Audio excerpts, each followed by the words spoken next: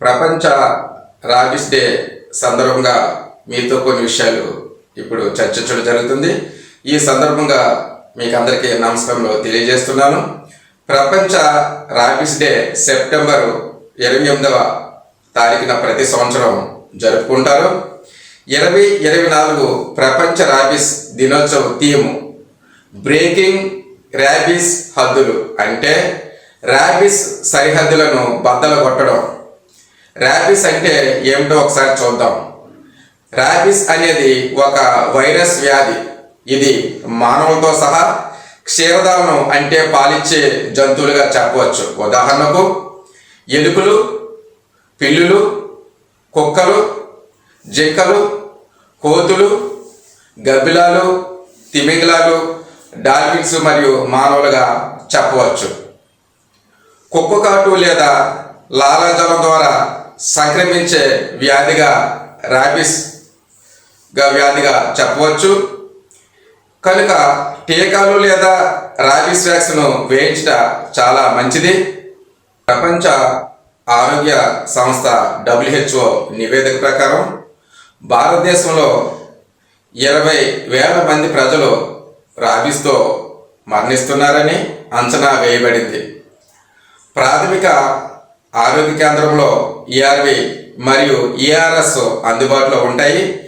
ERV అంటే anti rabies vaccine, అలాగే ARS అంటే యాంటీ ర్యాబిస్ సీరం వ్యాక్సిన్ అందుబాటులో ఉంటాయి.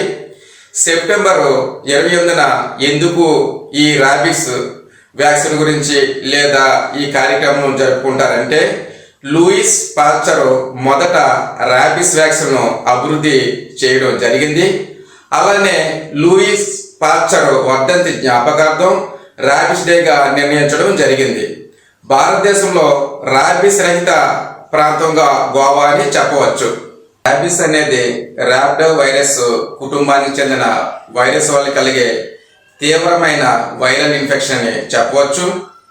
వైరస్ సోకిన జంతువు మరొక వ్యక్తిని లేదా జంతువును కరిచినప్పుడు లేదా గీతలు పడినప్పుడు దాని లాలాజలం ద్వారా ర్యాబిస్ ప్రసారం జరిగే అవకాశం ఉన్నది.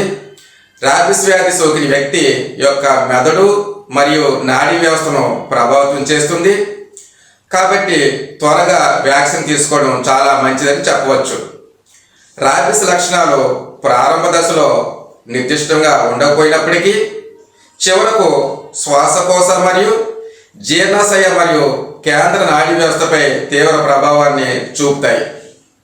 ర్యాబిస్ లక్షణాలు 1 నెల నుండి 3 నెలల వరకు ఉండవచ్చు. మొదటి మోతాదు ర్యాబిస్ వ్యాక్సిన్ 1 వేస్తారు. రెండవ డోసు 7 రోజుల తర్వాత 1, మూడవ డోసు 21 రోజులు లేదా 28 రోజుల తర్వాత 1 డోసు వేస్తారు.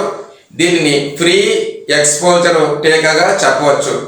ఈ రకంగా ర్యాబిస్ వ్యాక్సిన్ నుంచి మనల్ని మనం రక్షించుకోవడానికి పెంపుడు కుక్కలకు లేదా ఇంటిలో పెంచుకునే వాటికి సంవత్సరానికి ఒకసారి క్రమం తప్పగా వ్యాక్సిన్ వేసుకోవడం చాలా మంచిదని ఈ సందర్భంగా మీకు అందరికీ తెలియజేస్తున్నాను.